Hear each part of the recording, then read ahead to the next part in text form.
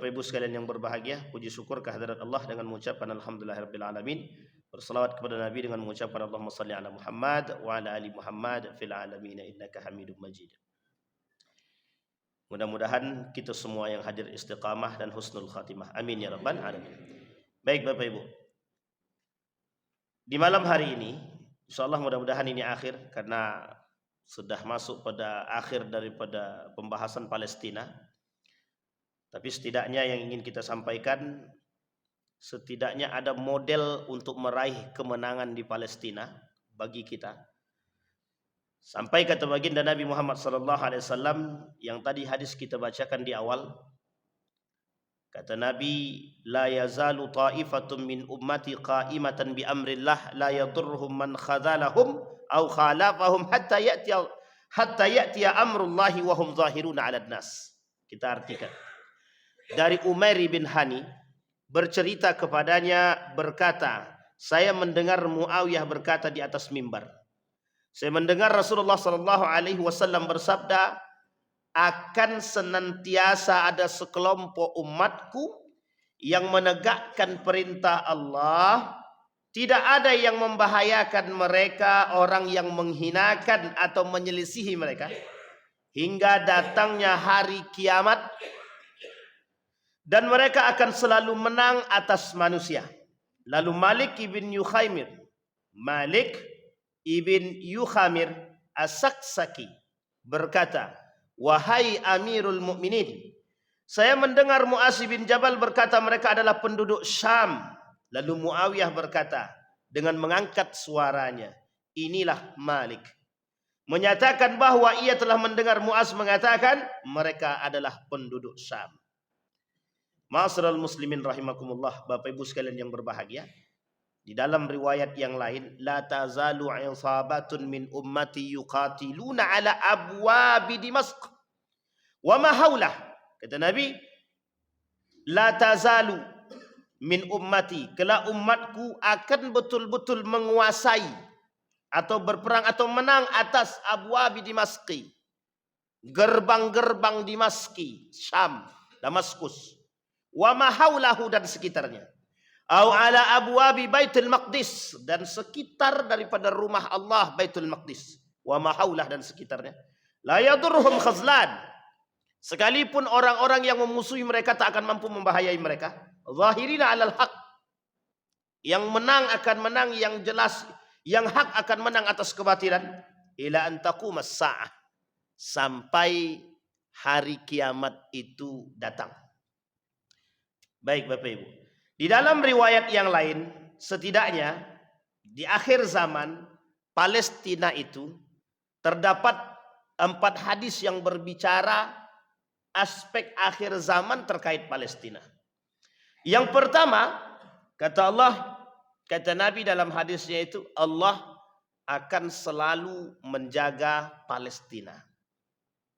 Dan Palestina tidak akan pernah lenyap. Tidak akan pernah lenyap. Kata Nabi di dalam hadisnya yang diriwayatkan oleh Muawiyah bin Abi Sufyan, akan selalu ada kelompok yang akan menjaga Palestina. Syam. Syam itu Yordania, kemudian Libanon, Syria, kemudian Rafah, Gaza, itu masuk di situ semua. Kemudian ada lagi Yordania, Libanon, kemudian Palestina, Yerusalem, Syria, Suriah, Yaman masuk dalam kategori Syam. Israel tak masuk, meskipun berada di perbatasan. Tapi yang Askalan, ada namanya batas antara Israel dengan Palestina, ada satu tempat yang bernama Askalan. Kelak di tempat Askalan ini akan menjadi tempat munculnya, bukan muncul, berdirinya atau ribat, batas tembok untuk penguat umat muslim ketika terjadi perperangan antara Yahudi dan mukminin. Orang mukmin, bukan mukminin ya, tapi orang mukmin, ya mukminin. Maka disebut dengan Askalan. Tapi hari ini Askalan itu berada di tangannya Israel, sedang dikuasai oleh Israel. Tapi kelak Asqalan akan kembali ke tangannya orang-orang beriman. Hadis yang kedua, Palestina sebagai tempat hijrah di akhir zaman. Nabi kata dari Abdullah bin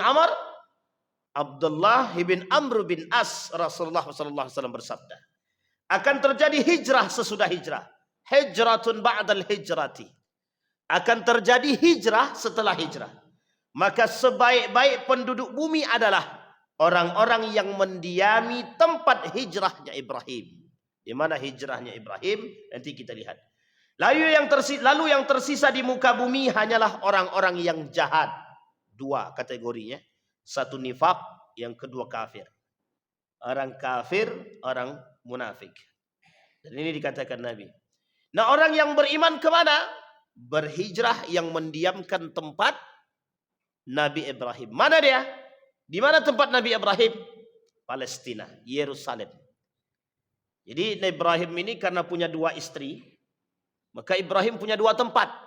Tapi tempat utama Nabi Ibrahim menjadi sandaran semua para nabi, yang kemudian menjadi sandaran semua munculnya agama menurut mereka. Maka Ibrahim disebut dengan bapaknya semua nabi dan bapaknya agama. Dalam pandangan barat itu, Ibrahim atau Abraham adalah tempat sandaran semua agama. Jadi dari Ibrahim keluar para nabi yang membawa Injil, Taurat, Zabur. Termasuk salah satunya mereka anggap Al-Quran.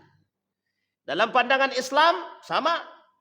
Islam mengatakan semua kitab-kitab itu memang berdasarkan atau keluar daripada keluarga Nabi Ibrahim. Nabi Muhammad SAW, Al-Quran Al-Karim. Naik ke atas ditarik sampai ke Nabi Ismail alaihissalam. Nabi Ismail anak daripada Nabi Ibrahim. Ishak, Yakub, Yusuf, Ayub sampai ke bawah Isa alaihissalam. Dari Ishak ke atas disesuaikan dengan jalur sama. Dari Ishak sampai ke atas dapat 3 kitab. Dari Ibrahim ke bawah sampai jalur Ismail ke Nabi Muhammad dapat 1 kitab. Berapa jumlah kitab semua? 4 kitab yang diakui oleh agama. Yang keempat kitab ini membawa ajaran yang satu. Pertama, isi daripada kitab Tauhid, keesaan Allah. Yang kedua, syariatullah. Yang ketiga, akhbar tentang Nabi li akhir zaman. Jadi Nabi Muhammad itu disebut dengan Nabi akhir zaman. Kenapa Nabi disebut dengan akhir zaman? Nabi terakhir.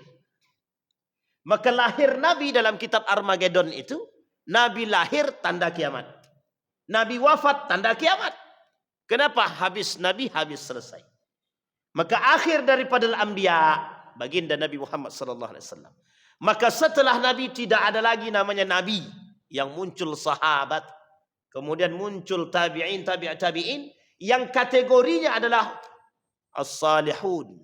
Atau as-salafus salih. Orang-orang terdahulu yang saleh. Sampai di sini bisa dipahami Bapak Ibu Jadi kemudian kata Nabi, kelak akan kembali orang-orang beriman itu berhijrah ba'dal hijrah. Hijrah terakhirnya kata Nabi itu berada di tanah Palestina. Nanti kita cek, kita sampaikan apa yang wajib kita imani sebagai orang beriman. Kemudian apa kata Nabi dalam riwayat Abu Daud? Bumi menolak orang-orang yang jahat. Allah menganggap mereka kotoran seperti bak lautan. Ada sampah masuk ke laut, maka secara otomatis sampah tadi akan tersingkir secara sendirinya tanpa perlu kita menyingkirkan sampah yang ada di laut. Kenapa? Karena aliran mengantarkan mereka kepada pinggiran. Allah kata mereka, dalam hadis Nabi kata, Allah tak mau menerima dan menganggap orang-orang jahat yang kafir dan munafik. Yang masuk di dalam itu al-Yahud wad Nasara. Dianggap kotor oleh Allah. Tapi bagian daripada itu, tidak hanya kafir, al-Yahud wad Nasara, wa min ba'dil musliminal munafiqin. Sebagian di antara orang-orang muslim yang munafik. Mereka diasingkan, mereka masuk dalam kategori kekafiran dan kufar, Dan mereka inilah kemudian yang menjadi kotoran yang dianggap oleh Allah. Dan api akan menggiring mereka bersama para kera dan babi. Para orang Yahud, orang-orang Nasara, orang-orang kafir, orang-orang yang jahat. Dalam hadis ini diseumpamakan, bukan seumpamakan, disamakan tempatnya bersama binatang-binatang yang tidak disukai. Allah sebut dalam Al-Quran karakter manusia di dalam Al-Quran, setidaknya karakter manusia yang menyerupai binatang setidaknya ada 7. 2 diantaranya kera dan khinzir. Khinzir itu babi. Nah, ini kalau tahu anak saya ini babi tak boleh ngomong-ngomong babi gitu. Tapi apa nak cakap lagi? Khinzir. Begitu terhinakah 2 binatang ini? Bukan hanya 2 binatang yang terhina. Ada beberapa binatang yang lain yang dihinakan oleh Allah. Tapi di antara sekian banyak binatang yang tidak dipuji oleh Allah, ada 2 binatang. Bahkan 2 binatang ini tidak ada baik-baiknya sama sekali. Kera dan khinzir, babi. Kalau anjing masih disebut, ada anjing Ashabul Kahfi. Yang poinnya kebaikan, bukan keburukan. Lebah baik. Tapi ini tak. Kenapa? Karena karakter. Kera diidentikan dalam ayat tersebut manusia yang paling rakus. Makhluk yang paling rakus maksudnya. Makhluk yang rakus. Jadi kalau ada manusia yang rakus, itulah pandai-pandai bapak lah nyebut. Saya tak kata mereka sama ya. Tapi kalau ada manusia yang rakus, yang serakah, ya beda tipis lah dengan apa yang Allah kata. Karena karakter yang Allah sebutkan itu memang utuh. Yang kedua, khinzir. Adakah satu kebaikan? Tidak ada satupun. Tak ada satupun kebaikan yang terdapat dalam diri dia. Bahkan setiap orang yang mengetahui titik mulai daripada bulu dia, bulu babi, sampai semua yang ada pada babi, tak ada baiknya sama sekali. Tak ada baiknya sama sekali. Coba bayangkan. Artinya, kata Allah disamakan. Itu yang kedua. Yang ketiga, Palestina sebagai tempat berdirinya khilafah di akhir zaman. Di dalam hadis 40, Arba'una hadisan Maqdisiyah, Al-Maqdisiyah. 40 hadis. Di nomor yang ke-26, kalau saya tak khilaf, disampaikan. Bahwa tempat berdiri dan munculnya khilafah di akhir zaman sebagai tempat khilafah terakhir, dia dalam hadis itu begini. Pertama, kata Nabi dalam hadisnya, 30 tahun setelah kepemimpinanku, kata Nabi, itu akan muncul kepemimpinan yang zalim. Tapi 30 tahun setelahnya, baginda Nabi Muhammad SAW. Setelah baginda Nabi, khulafa'ur rasyidin bi'arba'ati malikin au bi'arba'ati nafarin. Ada 4 arba'atu anfar, 4 orang. Khalifah atau khulafa'ur rasyidin. Di antara keempat ini kalau kita kumpulkan semuanya tambah 1 yang disebut dengan Al-Hasan, maka total keseluruhannya 30 tahun lebih sedikit. Artinya perkataan Nabi mengatakan 30 tahun setelah kepemimpinanku, kata Nabi, akan terjadi mulkun adud. Dimulai pada masa nepotisme yang muncul pada masa dinasti Umayyah. Sampailah nanti akan kembali lagi dalam bentuk sistem khilafah. Jadi sistem khilafah itu bagaimana maksudnya? Ada banyak tafsir. Yang pertama, pada masa baginda Nabi itu sistemnya khilafah. Pada masa Abu Bakr Siddiq, Umar bin Al-Khattab, Utsman bin Affan dan Ali bin Abi Thalib, dalam kerangka ini kita masih panggil dia khalifah. Kapan sistem khalifah ini selesai? Ketika runtuh Turki Utsmani, tak ada lagi nama sistem khalifah. Maka disebutlah presidensial, perdana menteri dan lain sebagainya. Masa dah selesai, dinasti Umayyah habis, dinasti Abbasiyah habis, Andalusia habis, Mongol habis, kemudian Turki Utsmani habis. Tersisa dalam sistem presidensial. Maka masa-masa itu selesai pada masa Turki dinasti Umayyah, sistem nepotisme bermunculan dan lain sebagainya, berpindah dari sistem khilafah ke pemilihan. Pemilihan itu dengan sistem demokrasi sudah tak lagi dipakai. Mufakat, musyawarah, mufakat tak lagi dipakai. Tak ada lagi sistem musyawarah. Berubah sistem dari khilafah, dari sistem musyawarah menjadi sistem dinasti. Dinasti itu bagaimana modelnya? Turun-temurun. Makanya dalam istilah lain, kalau dia tak punya anak perempuan bagaimana? Itu sebenarnya buatan aja. Kalau dia nak rubah bisa aja. Pokoknya mau laki-laki mau perempuan jadi pemimpin ya silahkan. Suka-suka hati dia yang punya. Karena ini dinasti. Tapi ada adat yang mengatur perempuan tak boleh memimpin. Ada di sebagian tempat. Di sebagian tempat ada yang tak boleh perempuan memimpin. Maka harus anak laki-laki. Nah, ini di sebagian tempat. Tapi sistem dinasti mengantarkan model kerusakan dalam sistem.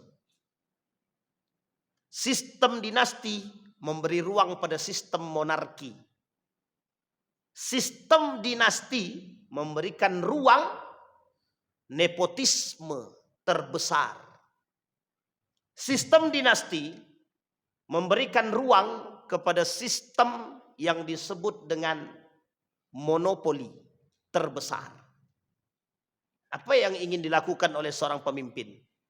Ketika mereka tak beriman, tolak ukurnya adalatun wa amanu, iman dan keadilan, akhlak. Lepas dari dua ini, apapun bentuk sistemnya habis. Maka kelak akan kembali.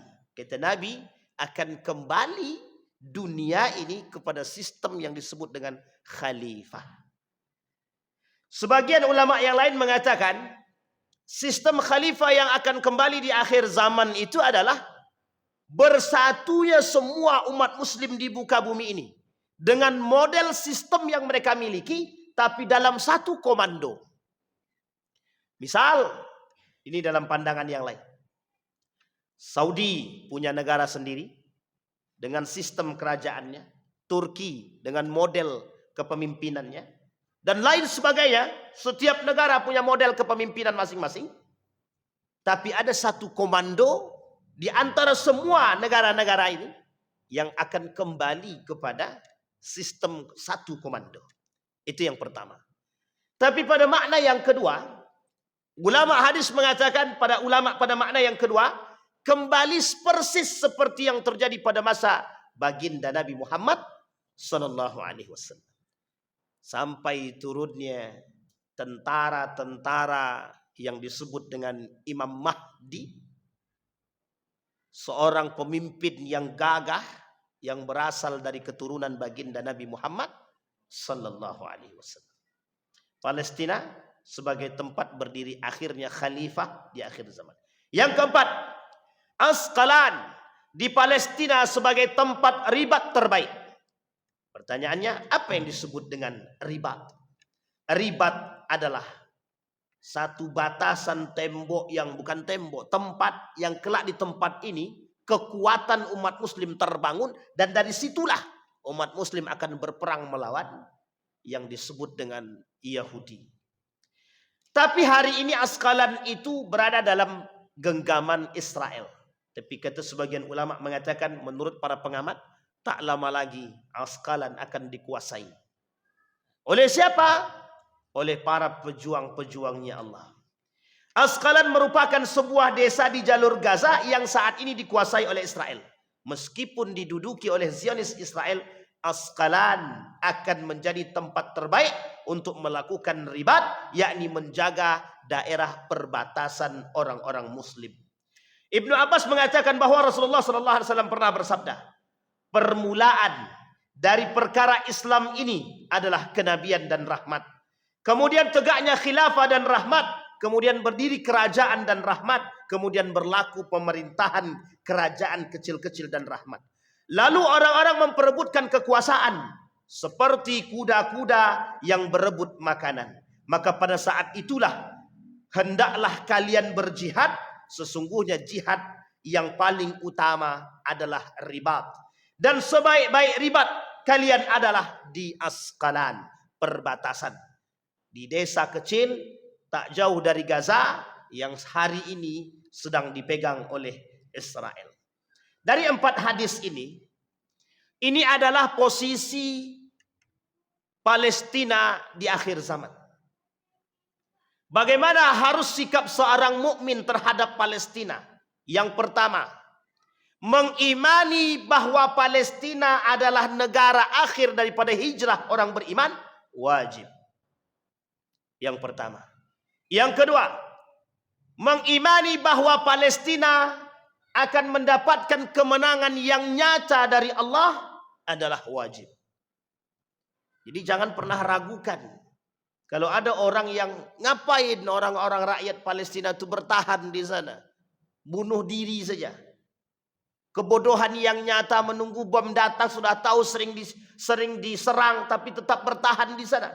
Itu kan kebodohan. Kalau ada orang beriman yang berbicara seperti ini, maka bisa dipastikan dia bukan orang beriman. Kenapa? Dia tak paham hadis. Dia tak pernah baca. Dia tak tahu kekuatan. Maka dikatakan, seorang ulama mengatakan bahwa Baitul Maqdis, Yerusalem, Palestina, Masjidil Aqsa adalah tempat terbangun kekuatan umat orang-orang beriman. Jangan salah bahwa ini adalah hal yang memang harus menjadi pegangan dan keyakinan orang-orang beriman. Yang ketiga, beriman akan munculnya para mujahid-mujahid yang dijanjikan oleh Allah atas kemenangan Palestina. Nanti kita lihat skema model kemenangan itu yang pernah dipaparkan oleh para ulama. Meskipun belum tentu seperti itu, tapi pandangan para ulama tidak juga bisa kita kesampingkan. Bahwa mujahid-mujahid yang handal, yang dijanjikan akan keberadaan mereka dan turutnya mereka, itu benar adanya. Wajib kita imani. Berarti Pak Ustadz, kalau sudah pasti datang para mujahid, ngapain kita berjihad? Nah, ini poin penting. Ada pertanyaan begitu? Ada. Ustadz, kan sudah pasti kata Allah, kata Nabi dalam hadisnya, itu Palestina sudah pasti akan dimenangkan. Kalau sudah pasti dimenangkan, ngapain kita bantu juga lagi? Nah, ini bukan persoalan membantu. Kita jawab. Ini persoalan keberpihakan orang beriman. Sekarang saya tanya Bapak Ibu. Islam ini agama siapa? Agamanya Allah atau agama kita? Allah yang kasih ini agama, atau Nabi bawa sendiri ini agama? Pertanyaannya, mengapa Allah katakan intan surullah yansurkum? Kenapa Allah kata kalian jaga aku, kata Allah, aku jaga kalian? Pertanyaannya, Allah perlu dijaga? Apakah Allah perlu dijaga? Bapak Ibu, perlu kita jaga Allah? Tak ada yang jawab. Ragu atau bingung? Perlukah kita menjaga Allah? Kata Allah, intan surullah, kalau kalian menolong Allah. Pertanyaannya, apa yang kalian tolong dari Allah? Emang Allah ngapain? Tersandraka? Ini jawaban kaum liberal. Kata kaum liberal, Islam tak perlu dibela. Kenapa tak perlu dibela? Karena Islam itu dijaga oleh Allah. Nah, itu bahasa mereka. Berarti ngapain Allah sebutkan di dalam Al-Quran? Kalian jaga aku, kata Allah, aku jaga kalian. Kalian tolong aku tolong kalian. Berarti Allah lemah. Betul ya Bapak Ibu ya? Allah lemah? Bukan. Allah kata, hei orang beriman, di dalam Islam itu ada nilai. Yang perlu kalian jaga adalah nilai. Agar Islam tetap berada pada porosnya, itu pada poros itu ada nilai. Bagaimana Islam akan tetap bertahan di tengah umat? Allah jaga-jaga. Tapi kalau orang-orang yang berada di dalam Islam itu tak menjaga nilai. Nah, ini yang poin penting yang harus kita paham. Ini bukan persoalan kita membantu Allah. Bukan persoalan kita membantu agama. Kita sedang membantu diri kita sendiri. Adakah rugi bagi Islam kalau kita tak bantu Islam? Tak ada. Tapi ingat, kalau Islam sudah tidak kita jaga, secara nilai kita berada pada posisi yang tidak, atau yang salah, bukan yang benar. Misal, keluar kita dari nilai kebaikan Islam, berarti kita sedang menjaga kejahatan pada diri kita. Kenapa demikian? Karena nilai yang baik Islam kata, nilai yang baik Islam kasih, nilai yang baik adalah dalam agama Islam. Ini yang paling penting bagi kita Bapak Ibu. Maka kalau kita tanya, kalau Palestina sudah pasti dijaga oleh Allah, pasti Allah jaga, pasti. Pasti Allah menangkan, pasti Allah menangkan. Nah, terus ngapain kita harus bantu dia? Persoalannya Anda di mana? Ketika pertanggungjawaban, Pak Yendi, ketika Israel membunuh anak-anak Palestina, Anda di mana? Pak Yendi jawab, aku di rumah. Sedang pakai Mama Lemon, bukan. Sunlight. Sementara kita tahu itu produknya Israel. Kita tak sanggup jihad berperang, tak sanggup. Jihad ekonomi kita tak sanggup. Mendoa pun tidak. Mendoakan mereka pun tidak. Sekarang saya tanya Bapak Ibu, seberapa sering Bapak Ibu mendoakan mereka dalam doa? Nah, sekarang kalau kita mau tanya jujur-jujur, saya yakin-yakinnya. Setiap hari tuh, di mana tuh doakan? Pas dari imamnya kan tuh. Nah, kalau sholat sendiri adakah kita doakan mereka? Insya Allah, alhamdulillah. Yang tak ada, ini meragukan. Keberpihakan. Pertanggungjawabannya di situ. Jadi ini bukan persoalan Allah lemah, bukan persoalan Allah tidak punya kekuatan. Allah cuman katakan, you pengen selamat, you pengen tahu, you pengen bertanggung jawab. Anda di mana? Bagaimana memposisikan kita pada pertanggungjawaban itu ketika Allah bertanya? Apa yang bisa kita jawab? Sama. Ketika Islam ini dihina, dicaci, dimaki, apakah akan meruntuhkan Islam? Tidak. Pertanyaannya, ketika Islam dicaci, dimaki, dihina, ketika baginda Nabi Muhammad SAW dicaci, dimaki, dihina, Anda di mana? Kami bersama orang yang mencaci dan memaki. Berarti selesai. Tahu tempatnya di mana? Neraka jahanam. Begitu. Al-kafir wal munafik. Innallaha jami'al munafiqina wal kafirina fi jahannam jami'an. Semua Allah masuk. Keberpihakan orang muslim kepada para penjahat yang mereka dengan sukarela menghabisi orang-orang beriman secara tidak langsung terindikasi kenifakan dalam hati dia. Ini masalah. Maka dikatakan umat muslim yang tidak membantu Palestina masuk terindikasi dalam diri dia kemunafikan. Berat apa tak berat? Kenapa? Iman kepada kemenangan Palestina wajib. Iman kepada hijrahnya di Palestina wajib. Iman akan mujahid-mujahid yang membantu Palestina wajib. Artinya ketika kita tak yakin dengan kemenangan Palestina, berkurang iman kita. Kalau dah berkurang iman kita, ini masalah. Nah, kalau cuman berkurang, masuk dalam kategori fasik. Tapi kalau kita justru bersama para perusak, perusuh, penghancur, kita bukan lagi fasik, tapi masuk dalam kategori munafik. Orang yang bekerja sama dengan penjahat untuk menghancurkan orang beriman, munafik. Munafik bukan fasik, bukan. Tapi Ustaz, tidak ada pilihan lain. Kami harus tetap bersama dengan mereka. Kalau kami bersama dengan yang kecil, kami juga tersingkirkan. Makanya kami bersama dengan mereka. Jadi Anda tak bisa berbuat apa-apa ketika kami dihabisi. Nah, besok jawabannya gimana? Tidak bisa. Tidak bisa jawab. Karena memang kita tak akan menjawab. Faktanya jelas. Allah punya data semua. Ini nama-namanya satu-satu. Royan, Didik, Ardi, Tio. Ada semua rekamannya. Apa yang Anda buat? Jangan dikira Allah tidak punya teknologi yang canggih. Jauh lebih canggih teknologinya Allah itu. Allah kembalikan pada masa dari lahir sampai dia wafat. Allah tengok nih, tengok semua perbuatanmu. Mana yang terbaik buat dirimu? Tidak ada. Kita tak bisa mempertanggungjawabkan. Ini bukan persoalan Allah mampu atau tidak mampunya. Bagi Allah kuasa. Tapi Allah ingin lihat di mana keimanan dan keberpihakan orang-orang beriman.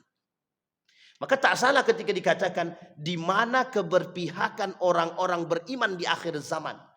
Pada komunitas yang besar atau komunitas yang kecil. Sekarang kan udah kelihatan nih. Yang cari aman pada komunitas yang besar. Yang tak cari aman siap berjuang. dia lebih baik kami terhina di mata manusia tapi kami terhormat di mata Tuhan. Nah, ini baru. Lebih baik kami terhina, tercaci, termaki di tempat yang salah sebut saya tadi. Lebih baik kami terhormat tapi bersama para pengkhianat daripada kami terhormat sendirian. Dia tak berani berjuang. Dia takut. Dia tak sanggup. Nanti kalau dia bergabung dengan kelompok minoritas, hilang semuanya. Hilang semua. Hilang jamaah, hilang pendapatan, hilang kursi, hilang semua. Habis, tak sanggup berpihak apapun. Nah, ini poin penting Pak untuk kita. Akan kelihatan manusia-manusia di akhir zaman itu. Mana yang istiqamah membela Palestina, mana yang tak sama sekali. Di mana letaknya kami tahu, kami sadar bahwa kami ini membela Palestina. Tunjuk pada hati kita masing-masing. Kalau hati kita masih merasa kasihan dan tangan kita tergerak untuk melakukan kebaikan meskipun hanya sekecil, jangan pernah remehkan. Itu kelak akan diperlihatkan oleh Allah. Ridwan, meskipun cuma 100 perak, tapi paling tidak ada dia bantu. Ini Pak. Meskipun sekecil apapun yang kita bantu untuk saudara kita di Palestina, pertanggungjawabannya Pak yang penting. Karena kita masih bisa berkata. Tapi kalau kita sama sekali tidak. Hei Muhammad, kemana ente kemarin? Kami ke Israel. Ngapain? Membangun kerjasama. Sudah jelas Israel menghancurkan umat mukmin. Dia kerjasama pula dalam bentuk konsolidasi. Terserahlah. Mau konsolidasi, mau kerjasama, mau cari duit. Tapi bagian daripada kemunafikan. Nah, sekarang kita lihat. Pertanyaan selanjutnya. Palestina menang. Kiamat datang. Benarkah?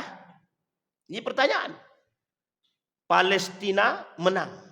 Kiamat datang. Benarkah? Kita lihat.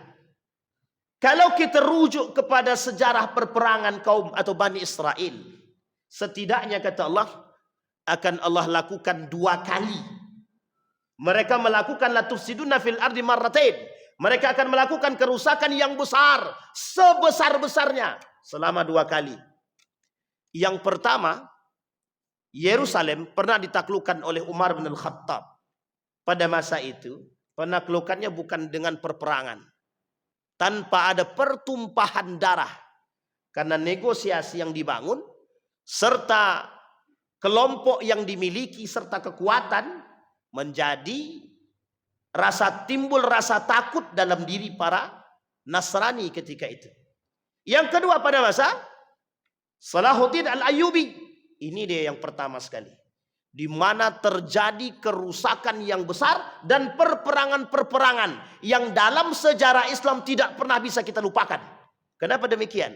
Karena penaklukan Salahuddin Al-Ayyubi atas Yerusalem adalah penaklukan yang pertama yang terjadi secara besar-besaran.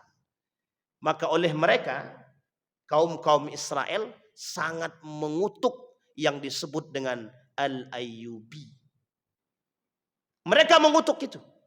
Apalagi Nasrani dalam perang salib itu. Mereka mengutuk sekali Salahuddin Al-Ayyubi. Yang membuat mereka terasingkan dari tempat mereka sendiri. Bagi mereka. Maka yang terakhir. Kalaulah sekarang ini. Kalau kita runut hampir 100 tahun. Maka disebut bukan hampir, sudah lewat 100 tahun. Maka dikatakan oleh Fahmi Salim. Ketika 100 tahun itu. Mengingat 1 abad kekejaman daripada Yahudi dan Zionis. Artinya 100 tahun itu sedikit atau lama? Saya kira tidak ada yang umur kita sampai segitu. Kalau ada yang sampai 100 berarti bonusnya banyak. Berarti bonusnya berapa tuh? 37 tahun. Iyalah 37 tahun. Itu bonus. Kalau sudah dikasih bonus 37 tahun masih juga bermaksiat, itu betul-betul celaka itu. Kecelakaan betul itu. Sudah dapat bonus 37 tahun. Ini dah bersyukur bonus dapat 1 tahun. Nah, kembali kepada poin tadi, 1 abad. Sudah begitu lama, bahkan sudah lebih 1 abad. Mereka menguasai. Mereka selalu menjajah. Genjatan senjata dikhianati dan lain sebagainya. Hari ini, sampai hari ini. Kita sudah lihat bagaimana kondisi daripada Palestina. Orang-orang media mulai hari ini seperti sudah mulai merusut sedikit demi sedikit, merosot sedikit demi sedikit. Tak banyak kita lihat perkembangan, hanya pada orang-orang tertentu yang punya kemampuan dan keberanian. Sisanya takut, bahkan mereka tak sanggup. Bahkan setiap yang ini habis, hilang. Orang-orangnya pun hilang sekali. Ini poin penting, Pak. Mereka punya segalanya yang mereka bisa lakukan untuk melakukan dan menaklukkan apa yang mereka inginkan. Tapi ingat, di balik itu janji Allah tidak akan pernah Allah ingkari. Pasti Allah jawab. Bisa jadi perperangan yang sekarang ini, bisa jadi, kata para ulama, bisa jadi perperangan yang sekarang ini, jika Palestina menang atas Israel atau Zionis, maka bisa dikatakan, kata mereka, kata sebagian para ulama, akhir daripada pertempuran, akhir daripada perperangan. Maka menang Palestina atas Israel bisa jadi kita di akhir daripada kehidupan. Bisa dipahami sampai di sini. Tapi ada seorang pengamat mengatakan kiamat itu masih lama. Kenapa kok masih lama? Karena kemenangan Israel, kemenangan Palestina masih panjang, kata dia. Nah, itu mungkin pandangan dia yang terlalu berlebihan. Kita lihat sekarang umat-umat Muslim dengan kasus-kasus ini, kasus-kasus Palestina. Itu seorang ulama mengambil inisiatif begini. Kalau saya tak salah ulama ini dari Yaman. Apa kata dia? Allah tunjukkan kasus Palestina dengan sebesar mungkin. Allah akan coba lihat, Allah akan melihat mana hati manusia yang terbuka dan tergugah. Itulah orang-orang beriman. Tapi kata Dr. Mustafa Umar, kelak di akhir zaman itu, yang bergabung dengan kelompok kecil, itulah yang beriman.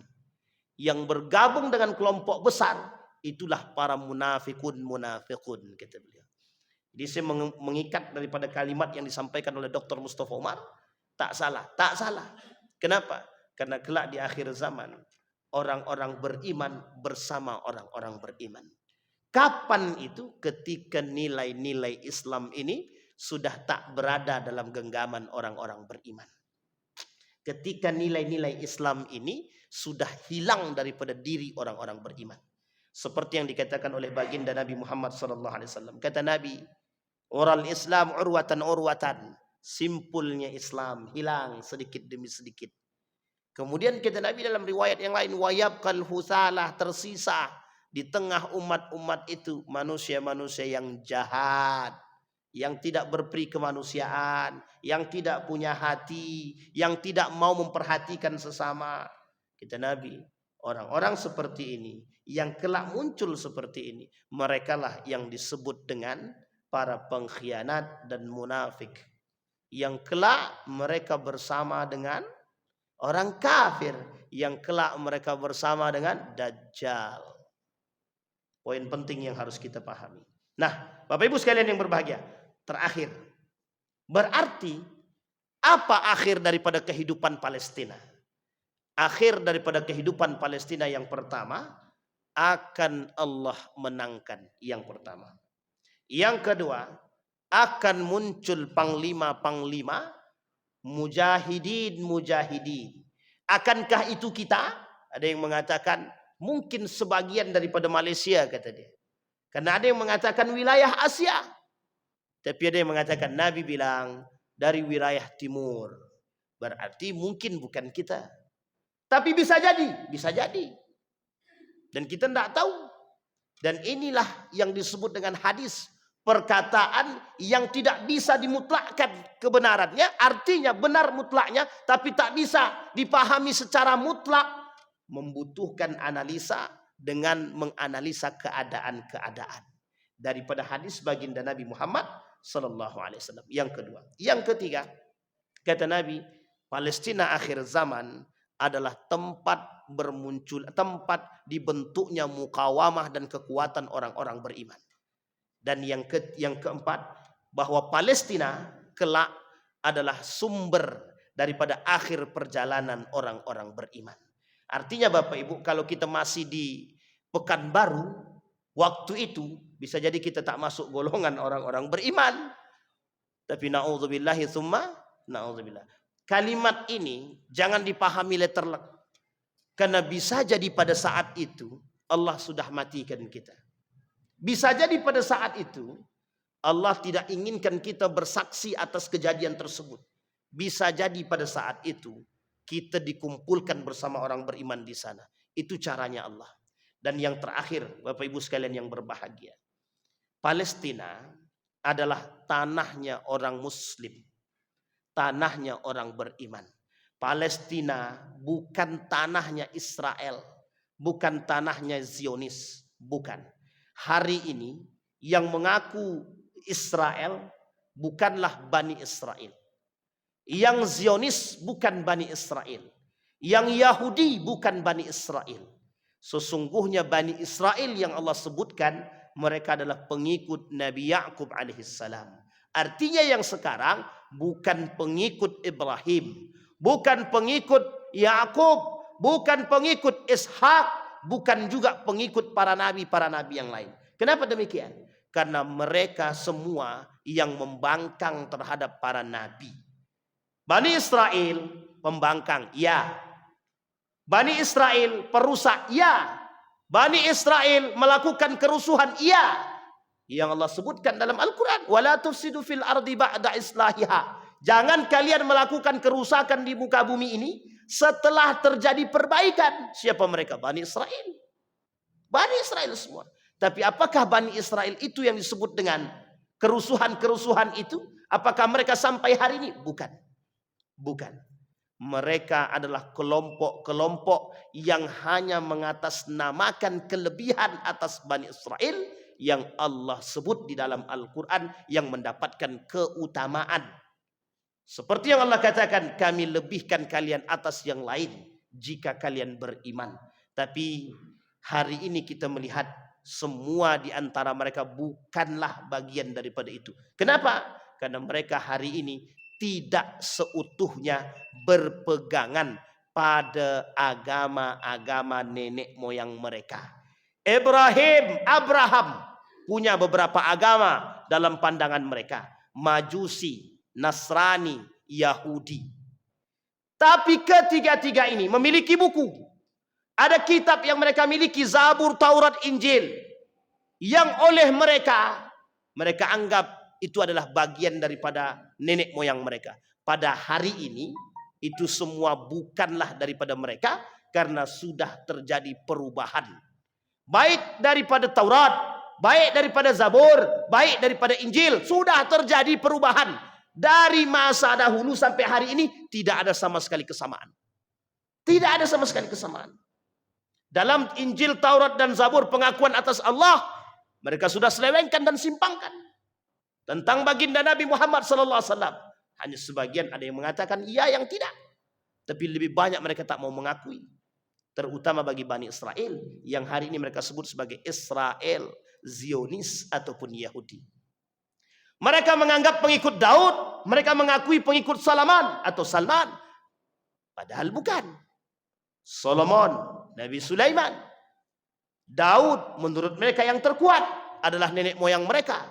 Maka ini dasar daripada keinginan mereka untuk merebut kembali tanah yang dibangun oleh Daud, kerajaan terkuat di muka bumi, yang ketika itu memiliki seorang anak yang bernama Sulaiman. Yang sampai hari ini mereka katakan dan mereka inginkan bahwa ada King Solomon, ada kuil Solomon di balik atau di bawah tanah Baitul Maqdis atau Masjidil Aqsa, yang sampai hari ini dalam keyakinan agama mereka dan dalam kitab mereka terus mereka tanamkan untuk mereka rebut kembali. Inilah poin kita hari ini.